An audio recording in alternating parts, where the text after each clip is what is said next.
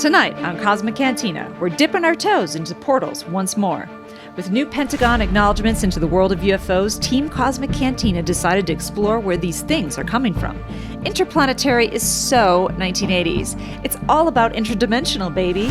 We find dark stories of shadow person possession and studies into the most common beings contacted through portal experiences. We also interview a researcher about her personal beliefs of a new alien species with the ability to traverse dimensions through these portals. So brace for impact, because we're jumping in. I'm your host, Melissa Tittle, and every week I go to my favorite bar, Cosmic Cantina, and kick back with my co-hosts, Josh Golombeski and Matt O'Connor. We talk about aliens, Bigfoot, ghosts, ancient cultures, and anything from the unseen world that needs a little illumination.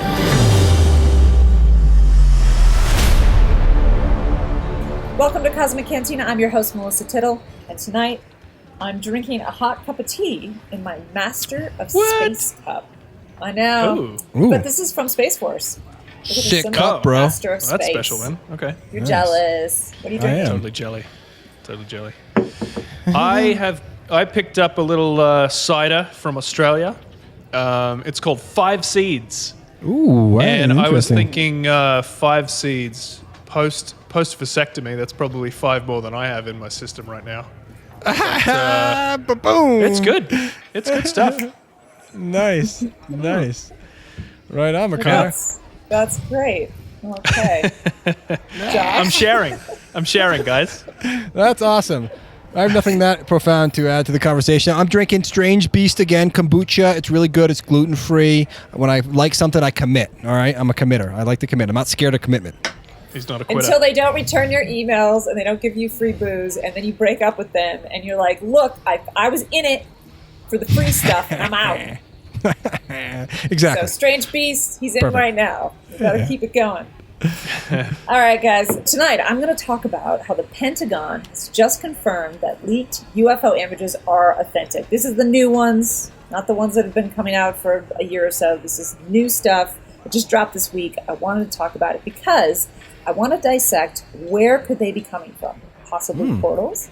Going along with the whole portal thing, I dove into the whole idea of shadow beings and their possession of people and some dark stuff. We're going down the dark steps today, people. Ooh, the dark portal. Ooh, the dark flashlight. Right on. Well, first I found a glorious story of a guy who battled gray aliens on his farm in Arizona with a samurai sword, but it was too good to be true, people.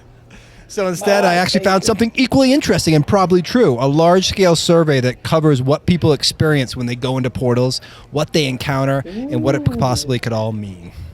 You like that for a tease? Yeah. All right. Well, let's get into it. Tonight, we are going to talk about something that just dropped recently this week. And that is the Pentagon confirms leaked UFO images are authentic. We've heard this before, but this is sort of new.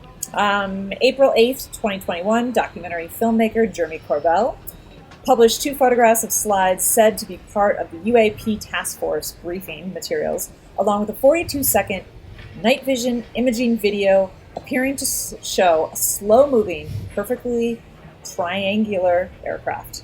So there's also a video, so we'll show this video, of course. Corbell reports the night vision video, his company briefing slide, are related to a July 2019 incident involving the USS Russell off the coast of San Diego. The video, now confirmed by the DoD to be authentic, is particularly intriguing as it relates to a frenzy of mysterious drone encounters by multiple U.S. Navy warships in July of 2019. Initially reported by documentary filmmaker Dave Beatty in July of 2019, several destroyers, including the USS Paul Hamilton, the USS Kidd, USS John Finn, USS Raphael, and the USS Russell, had mysterious encounters with up to 5 or 6 of these drones, or unmanned aerial vehicles, while conducting training in Southern California. There's been a bunch of other stuff that's come out July 15th, 2019.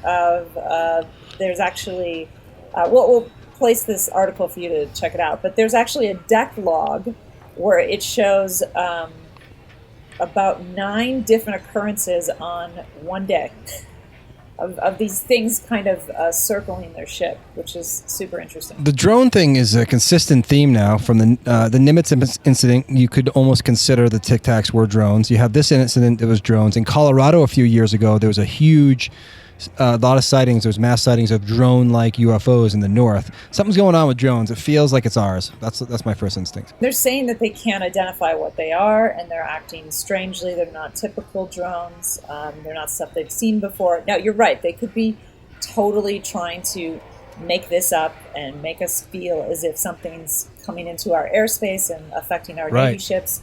Right. You know, just recently, this is a little bit of a tangent, but just recently I saw that Joe Rogan got pulled, or Joe Rogan pulled Stephen Greer's interview from his show. I know.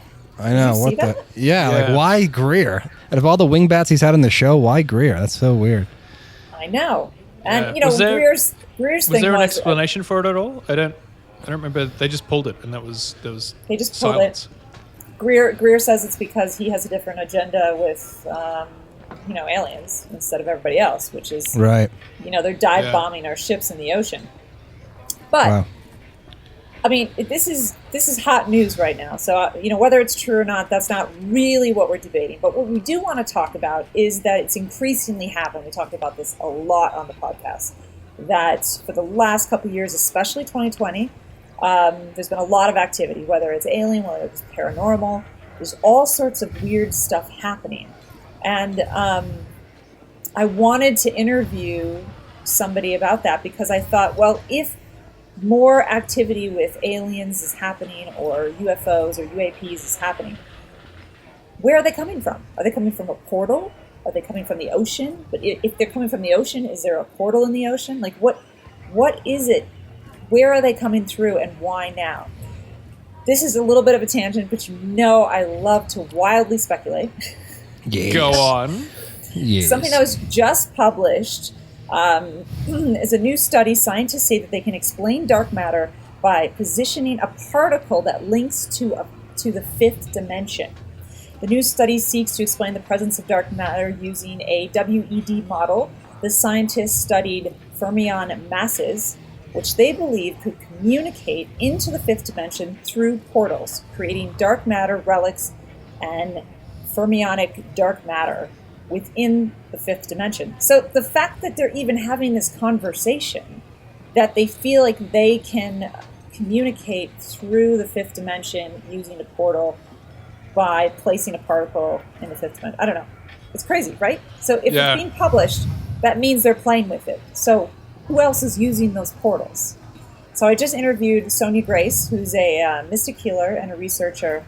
And she's been doing a lot of research on this because she's been encountering people that are having really strange experiences with different species of aliens. Check this out. Sonia, thanks so much for joining us today to talk about portals.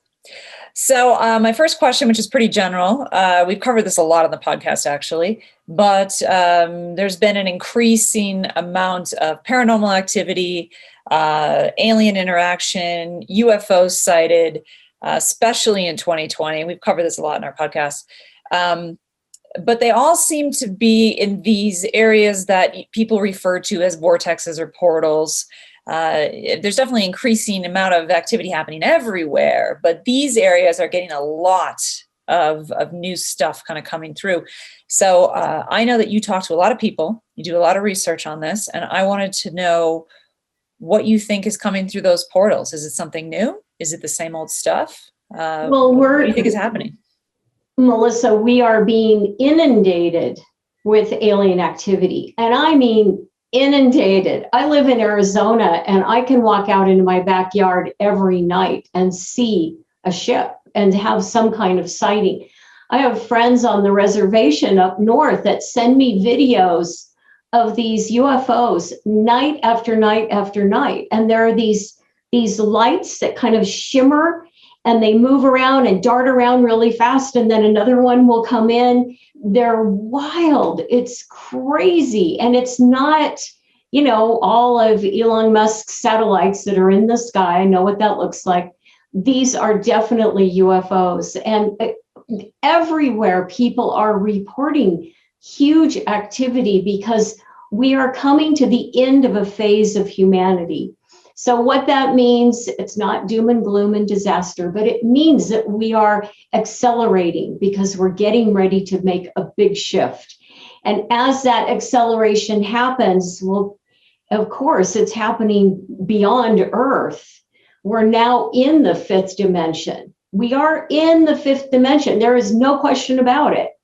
And because of that, all of these portals are opening up. All of these different alien species are coming through because it's much easier to travel in these portals in the fifth dimension. The fourth dimension, yeah, it was a little harder. And that's really all the human species has known is the fourth dimension. So we're all traversing this very difficult, very challenging energy. And it keeps increasing, which is why people feel completely nutty and like they're losing their minds. Are they the same alien species? Are they different alien species? Is like what is coming through? Because if it's opening another level, are we being introduced to different energies that we have not felt before on this planet? Yes, we are. We are. You know, there's the usual. There's the grays and the reptilians and the all these different kinds of aliens that we've all talked about a million times over. These are new species. I see them. I see all levels of the unseen world. And so I'm seeing different species of aliens going, I don't even know what that is.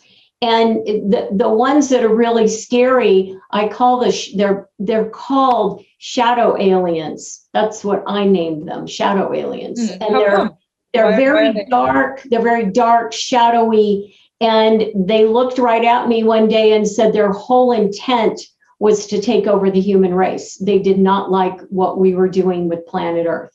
And they're literally stepping into people's bodies. They're literally scary. Stepping in. Well, we know reptilians have stepped into people's bodies before. We know that grays have abducted people and done experiments, blah, blah, blah. We know all that stuff. There's other species coming through that have an agenda. And I was just reading an article this morning that Michio Kaku had actually talked about it's a really bad idea for us to go seeking alien life. He feels that it's quite scary, detrimental, and not good for the human race. I've been saying that for years. So and both of you are not the first ones to say that, probably because humans are stuck in a third dimensional reality. So it's hard for them to have as much power to see the other dimensions as some of the other species that are coming through. But that is really scary. And I know that you do a lot of, you have a book called Spirit Travel, and you go back in time and to ancient sites. Has this type of massive portal opening happened before in ancient times? It has. When Atlantis and Lemuria fell roughly around 12,800 BC, with comets hitting the earth and floods and all kinds of earthquakes and turbulence, there were several thousand years where it was just turbulent. And around 10,000 BC, these huge portals opened up all over the earth. And that's when, just like in the Batman movie, and you shine the bat up in the sky to get Batman to come.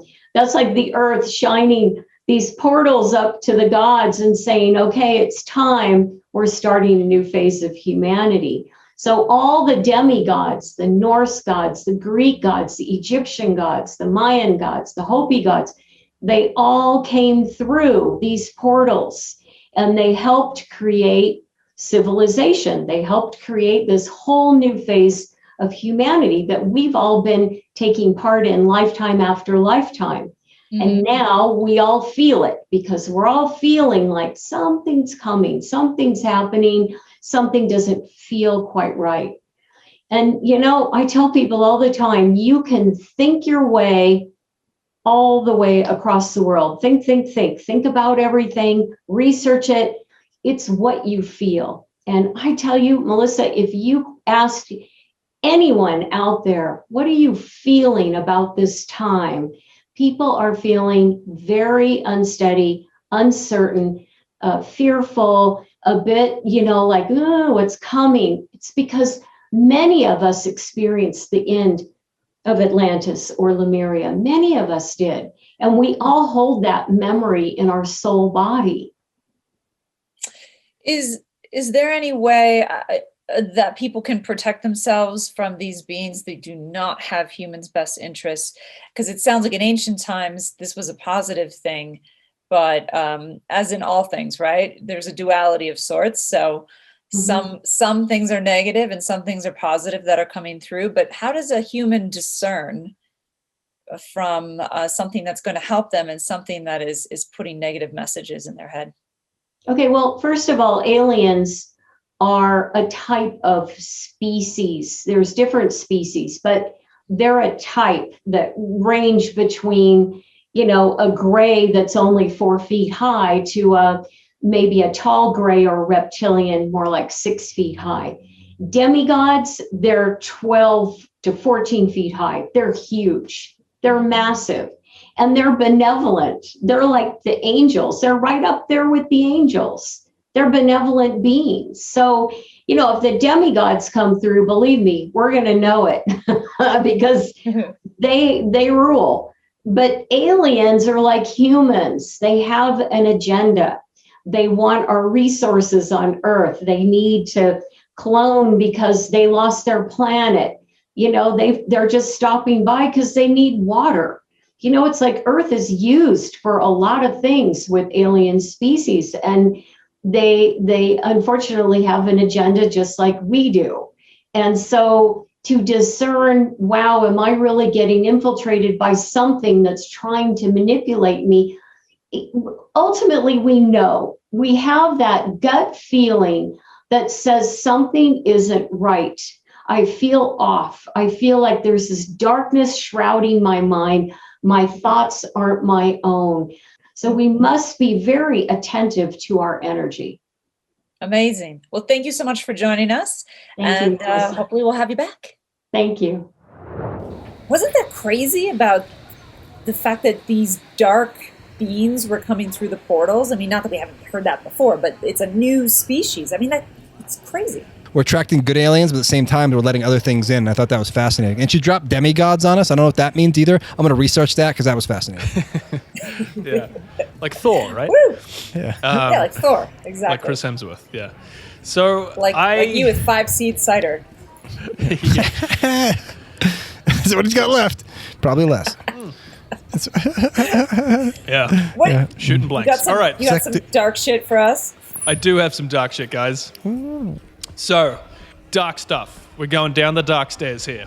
So, I went into shadow people.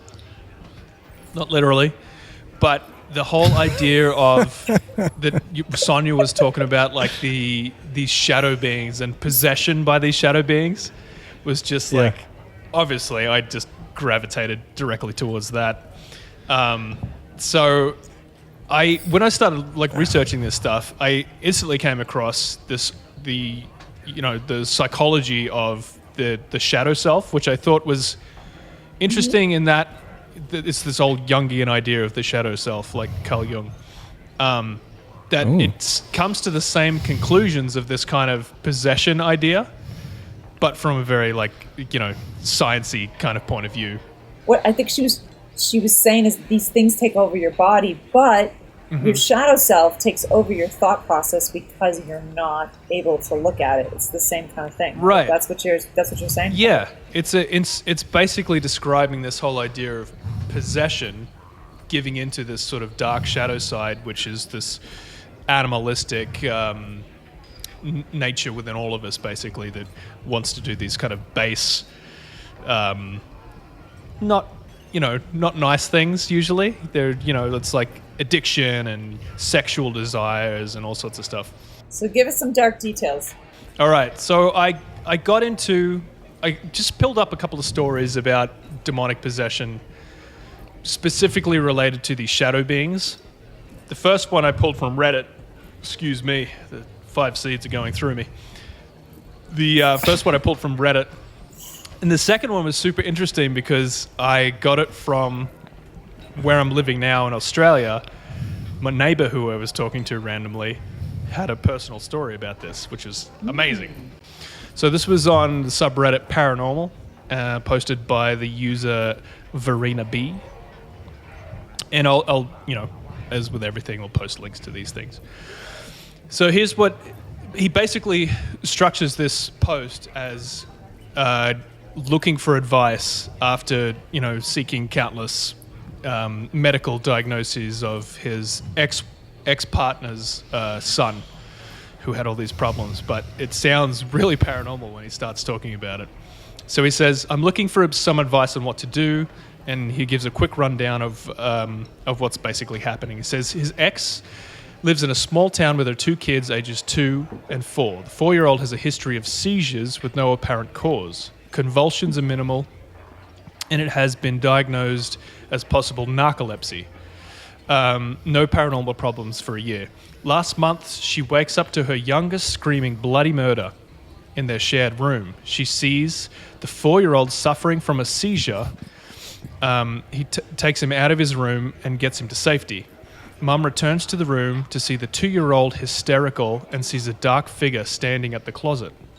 Uh-oh. Mum flicks on the light and the shadow is still there, solid as a person. She's scared shitless, but snatches up the baby and says, "Good night, sir," and shuts the door, which is odd. But obviously, like, keep it friendly. Good night, sir. Yeah, just keep it friendly. Please don't murder us. Yeah, stay right there. Stay. Yeah. Pause. Can I get you something? A cup of tea? Lemonade. Must be thirsty. All that haunting. Yeah. Okay. So obviously, a bit of a religious family. So the mum gets a crucifix, hangs it on the door of the kids' room, and the kids spend the night in the living room after this. She says during the night they listen to the crucifix scratch back and forth across the door all night. Said they've lived in this house for a while. There were no drafts or vents or anything that was blowing against this thing. It was just scraping back and forth against the door, which was really creepy, obviously. Ooh. He says the mum has had experience with ghosts before, but she specifically stated to me that this was no ghost, this was a demon. Her description of it matches the Hat Man perfectly. So we've talked about the Hat Man before. Yeah. The shadow guy with the hat on his Yep. head. Melissa's seen him, I believe. Right? I have. Yeah. That was like one of our early podcasts where I actually saw him in this room, actually, that I'm doing the podcast in right now. He Hey, came what's into my that room behind you, when I was Melissa? meditating. Something. Don't do that to me. Don't do that to me. The Hat Man. Yeah. Stop it. Stop it, you guys. We said his name 3 times, so he. The Hat Man, but he's like, he has like the taste of somebody living in like the 1800s in England. He wears like a top hat. It's just the whole thing's ridiculous. Like, it's like he's trying to make himself silly at the same time as scary. It is, Hat Man. but he's like the yeah, Slender but it's Man. been I just seen. don't respect it. You know, I don't. I'm not saying it's not real. I'm just like, come on. You know, it's like a gray Take alien. your hat I'm off, over it. fella. Come on. Yeah. Yeah. I get Fuck it. out of here. Okay, Okay, so whatever. It did freak me out. No, I I'd be would be scared shitless. terrified if Don't. I said Yeah. He's laughing at me. So then he goes on to say the 2-year-old goes to the grandma's house while mum takes the 4-year-old to hospital for basically an inconclusive examination. And he said during this time while they were out of the house, the crucifix disappeared and then reappeared inside the closet.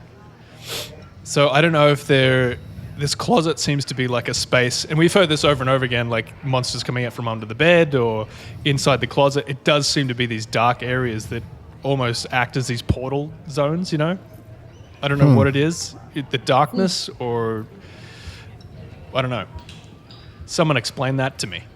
Anyway, so he said the stickers there were stickers on this crucifix, and it was of the Virgin Mary, and it looked like it'd been half pulled off, as if like something was trying to pull these Virgin Mary stickers off the crucifix.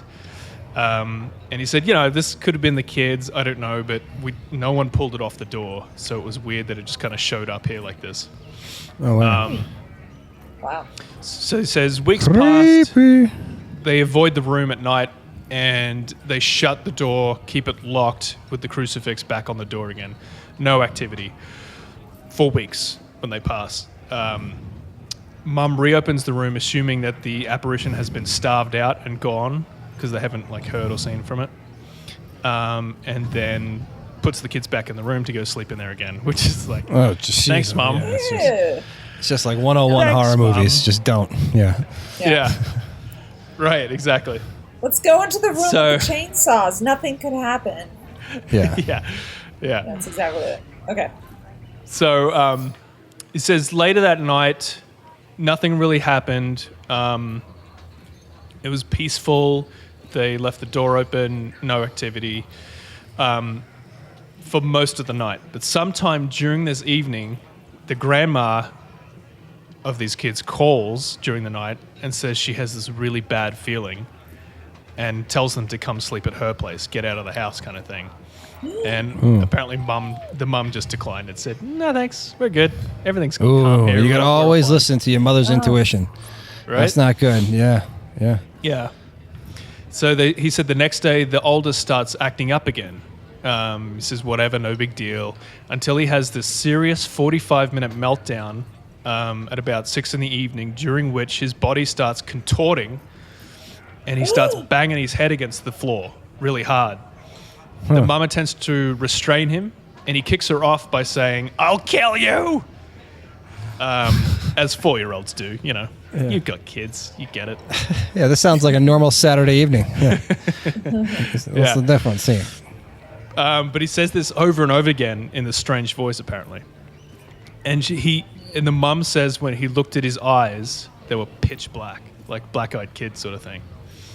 Oh no. And now I'm starting to get like, is this just a creepypasta story? What's happening here?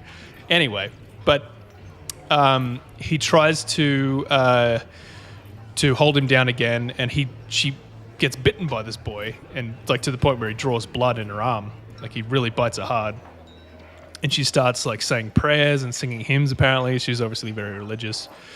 And his behavior just like, after she starts doing these prayers and stuff, it gets like dramatically worse, apparently. He just like starts writhing around. She says his body bends backward like an N shape, like a curve. Like he just like does this. Is that a yoga move? I don't know what that's called, but A back bend? sure, yeah, a backbend, yeah. And she apparently, this was all attested. She was on the phone at the time when this was happening to one of her friends, and she just put it down, and the friend apparently heard everything that was happening.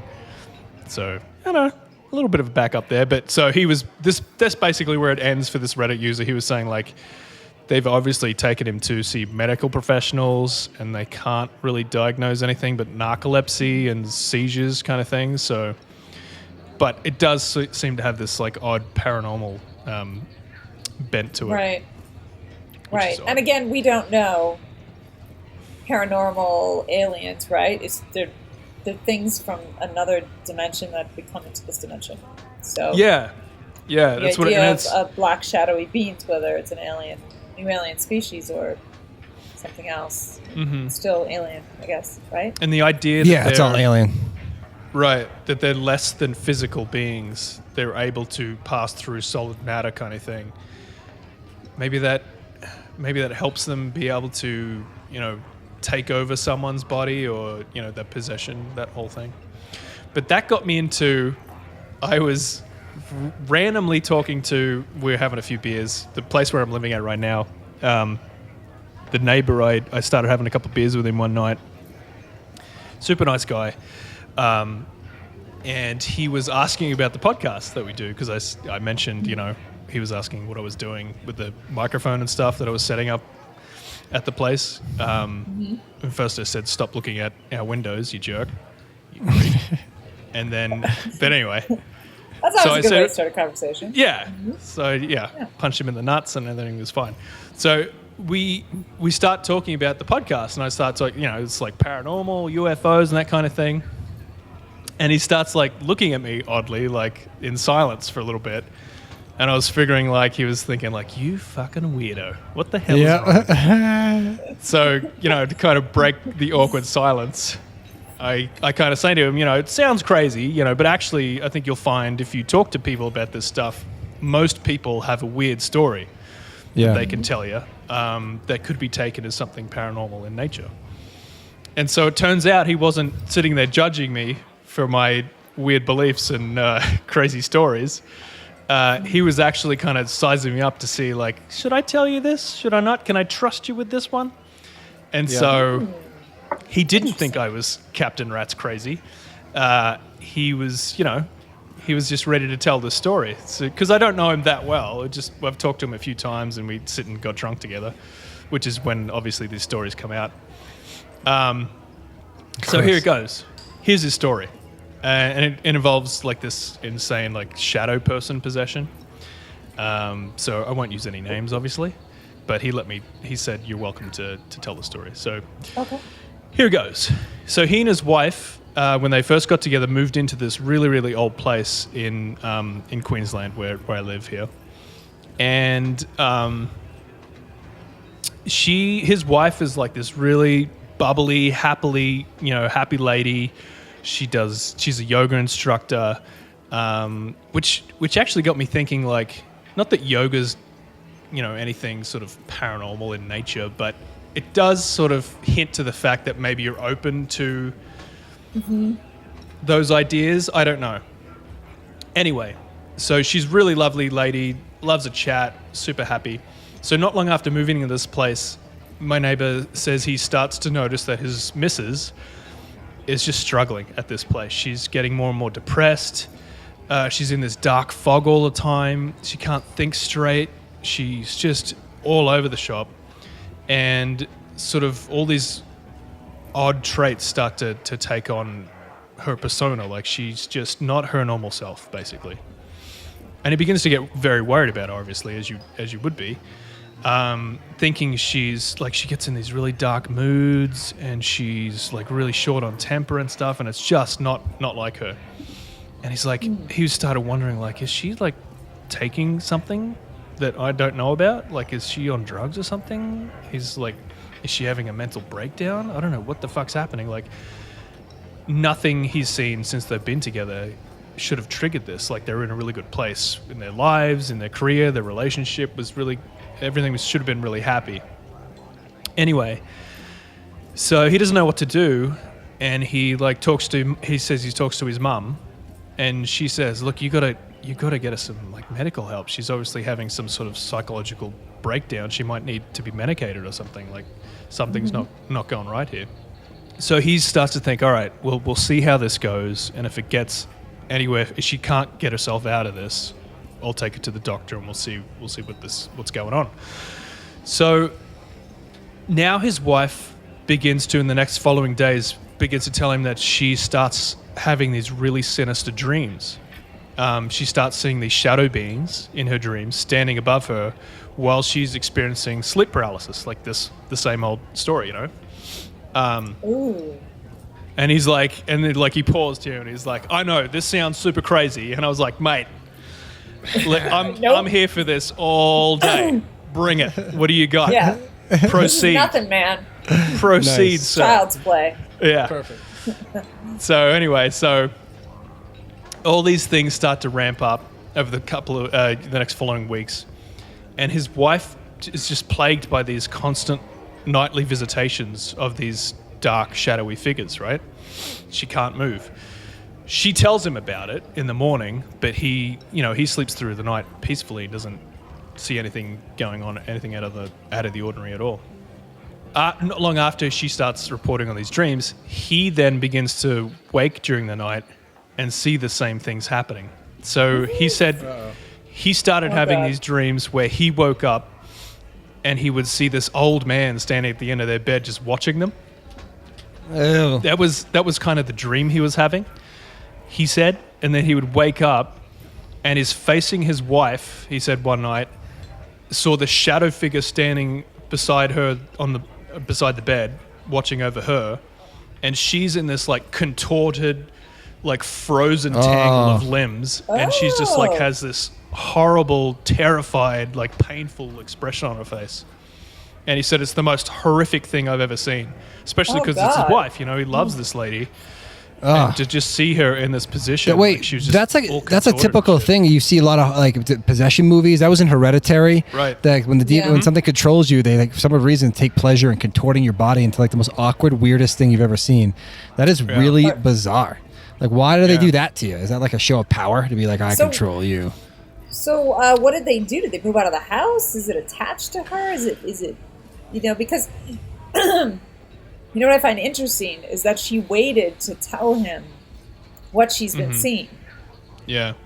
It's as if they're like, tell him, because once you tell him, then he will see us.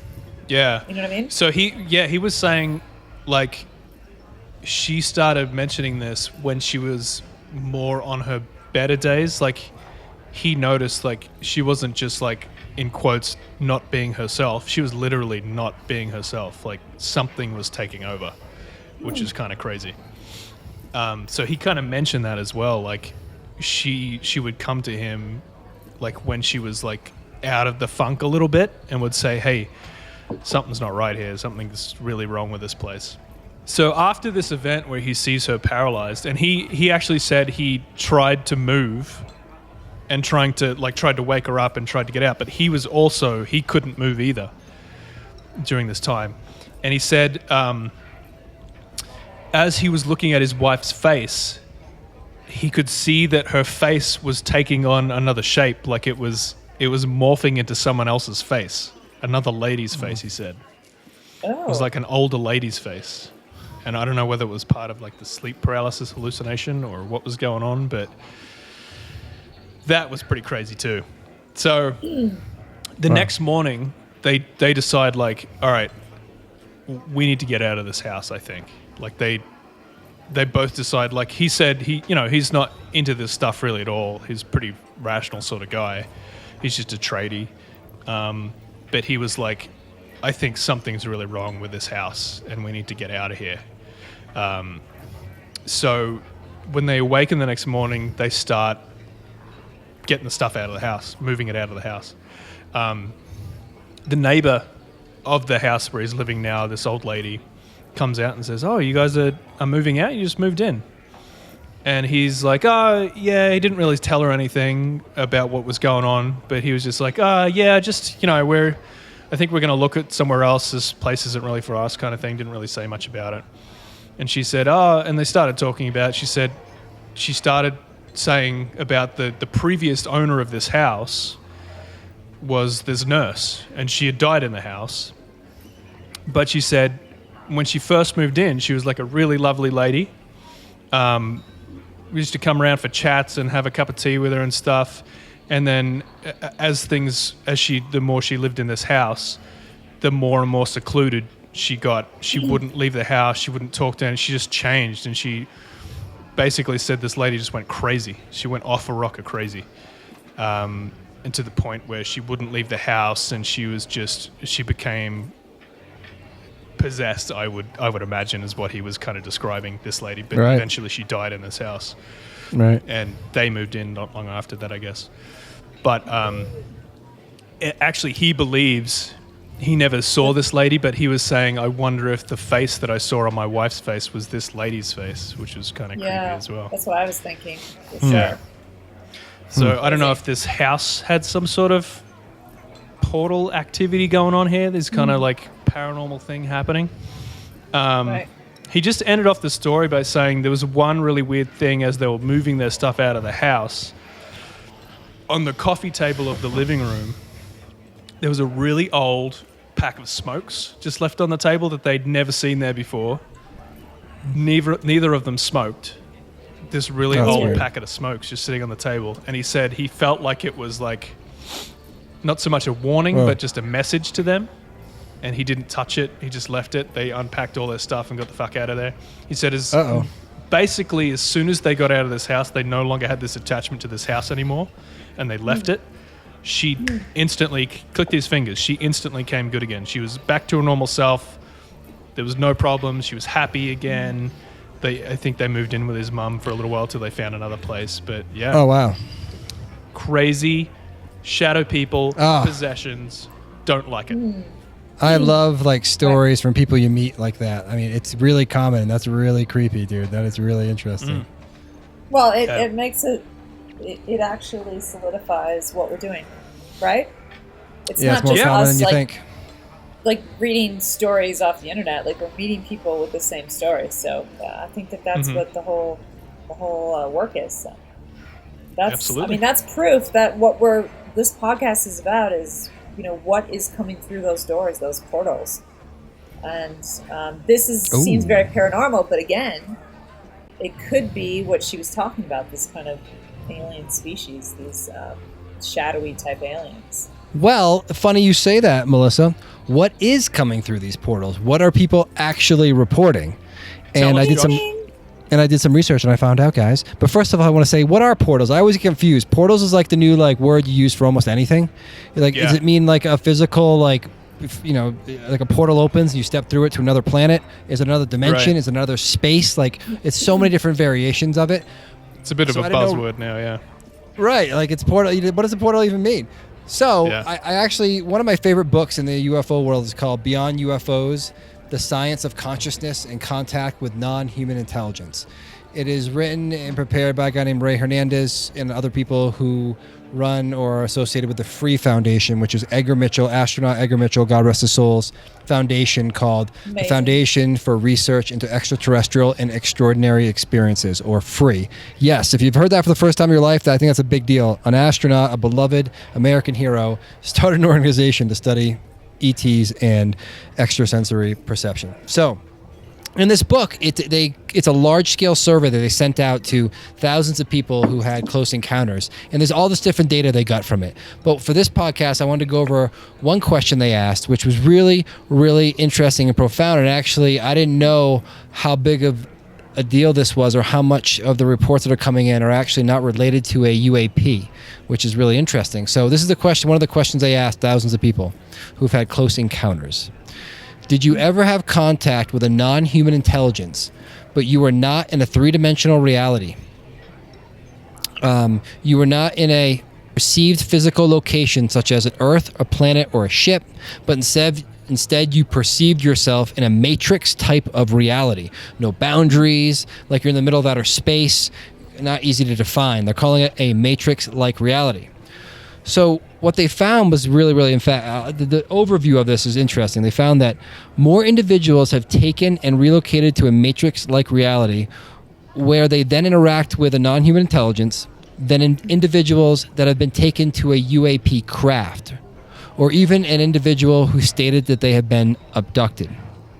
So more people are reporting contacting non-human intelligences not through a UAP or not through being abducted, but they're just getting sucked somewhere and suddenly interacting, which I thought was weird because most of the time the media just constantly pushes like, you get abducted, then you get butt probed by a short gray alien, and that's it. You're fucked. I know a podcast that mentions that a lot. Literally.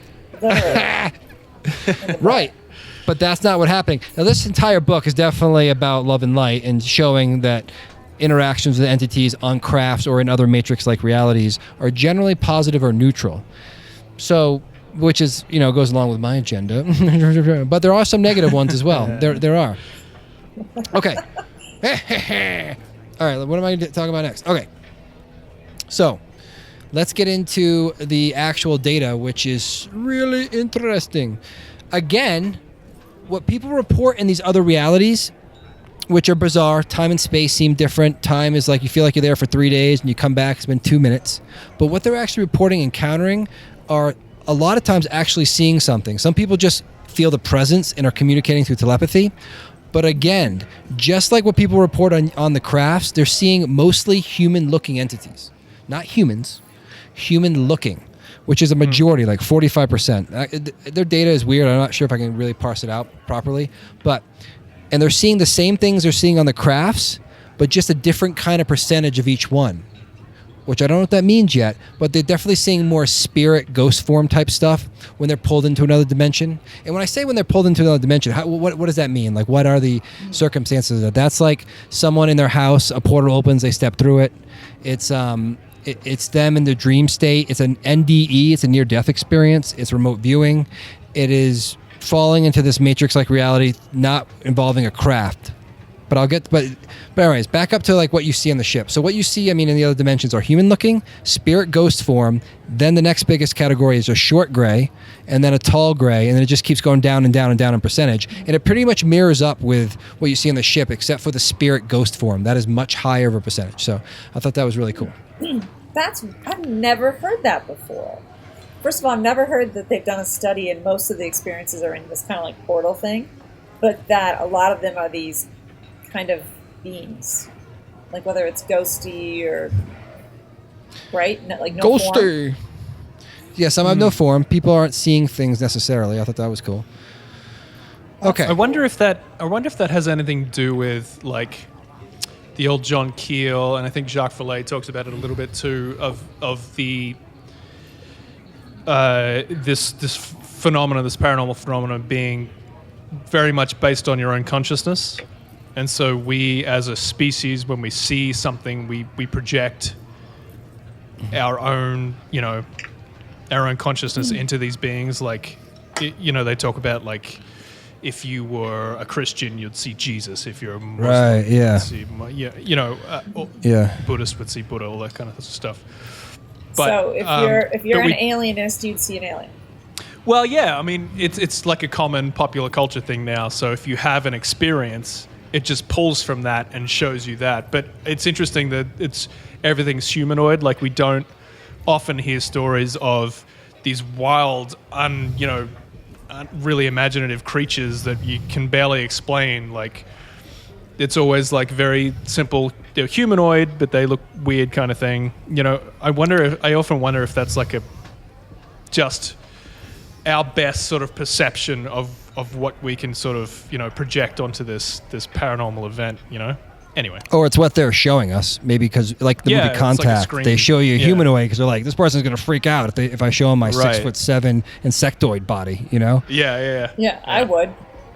Okay, this is really interesting. So did you know in Latin America, when a UAP craft is landed, it's like floating and it shoots that classic beam down, that dome that we all talk about, they call that the exendra in Latin America. And what's very common is that people step into the light and they don't go to the craft. They actually go into this matrix-like reality instead. So the craft itself, like people report going up to the craft, of course, right? And piloting the craft, walking around the craft, getting a tour like it's the Smithsonian. That's very common, actually. Way more common than being put on a table and being inappropriately touched. But no, it's ridiculous. So it's almost ridiculous how little that is of it, and how much that gets put in the media. It's clearly it was an agenda at some point. Hopefully that's changing. But then in this multi-dimensional reality, they call it, where they have these, profound interactions. Sometimes they learn, and what do they learn in these things? Okay, we're going to get to that next. It's kind of the same stuff you learn in a UFO abduction scenario where it's not negative, or an NDE. And what are the type of things that people learn? Okay, one of them is classic, like, don't fuck up the planet and stop destroying it. Stop using nuclear weapons. One of them was, did this ET contact experience happen when you were physically in your body? 61% said yes. Now watch this next question. Was your consciousness separated from your body at the time of the ET contact experience? 67% said yes. Doesn't make sense. Were you physically there or not? But that's what they're saying. That's confusing. Some of the things that were really interesting in this reality, or like feeling profoundly at peace, feeling oneness with the space, feeling like everything's connected, having religious experiences, seeing their past lives and being shown their past lives, and not just in a remote viewing or NDE scenario, like having a life review, like just a UFO experience, just remembering your past lives or being shown like things that happened to you and who you are and where you came from and where you're going, which is really cool. One of the cool questions is, did you have knowledge about an ET council? 39% said yes. So out of thousands of people, 39% of them are saying somehow they knew about an ET council within their experience in this matrix-like reality. And then were you brought to an ET council meeting? Were you brought to a meeting? 22% said yes. I couldn't find a good story on it in the book. Yeah, I was like, what? I actually wouldn't think that was the case. Wow, that's cool. Yeah, that was crazy. So I already talked about the positive and negative stuff. I want to just give a couple quotes I want to talk about, which I thought was really, really profound, which kind of connects a little bit to what you were saying, Matt. One other thing I want to just point out that's really cool and interesting before I give you these quotes is that roughly 738 individuals out of the thousands of people stated they heard a buzzing noise during telepathic communication. So when they were talking to these entities, a lot of them, a high percentage of them, reported hearing a buzzing noise, which I've heard before. Yep, I've heard that too. It's almost like it's just like a different frequency, like they're in a different frequency, and that's what they're hearing. Right. That's an astral projection thing too, right? You hear a buzzing noise when you astral project? It can be. Not always. I mean, I didn't when I did it. But some people do. Yeah, I heard when you're leaving your body, you definitely hear it, but not maybe necessarily once you're gone. So I wanted to just end with two quotes that are compelling. One of them is from Dr. John Mack, a professor of psychiatry at Harvard University School of Medicine. If you're in the space, you know who he is. He did large-scale studies on abductees. Really important guy in the figure of ufologies. This is what he said. The cosmos that is revealed by this opening of consciousness, far from being an empty place of dead matter and energy, appears to be filled with beings, creatures, spirits, intelligences, God. The idea that we live in a multidimensional universe populated by beings or life forms that are less densely embodied than we are, or perhaps not embodied at all. We participate in a universe or universes that are filled with intelligences from which we have cut ourselves off, having lost the senses by which we might know them. Second quote. Good luck digesting that. It was a lot. By our boy, Dr. Jacques Vallée. This is from actually a YouTube video. We'll post. Oui. He's awesome though. I love Jacques Vallée. That's what he said. This is really interesting. From my own point of view, I am going to be very disappointed if UFOs turn out to be nothing more than visitors from another planet, because I think they can be something more interesting. I think what the UFO phenomenon is teaching us is that we don't understand time and space. Here are the objects that are physical, that interact with our environment, that cause effects on the witnesses, on the psychology and physiology of the witness, that leave traces on the ground, and yet appear to be capable of being able to manipulate time and space in ways that go beyond what our physics understand today.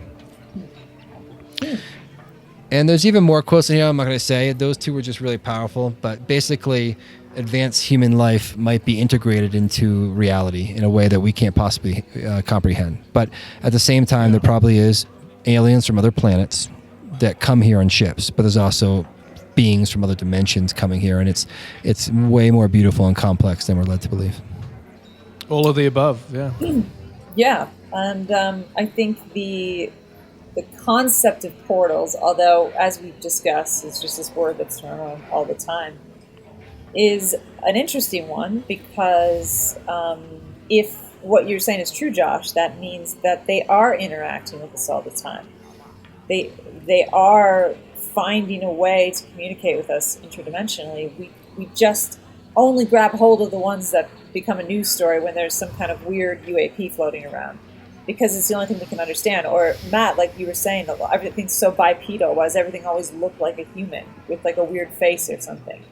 So I think that hopefully in the next couple of years, 5-10 years, we figure that out a little bit more. I mean, look at like in that news story I was reading. They're actually speaking to the fifth dimension using particles. So there's something there.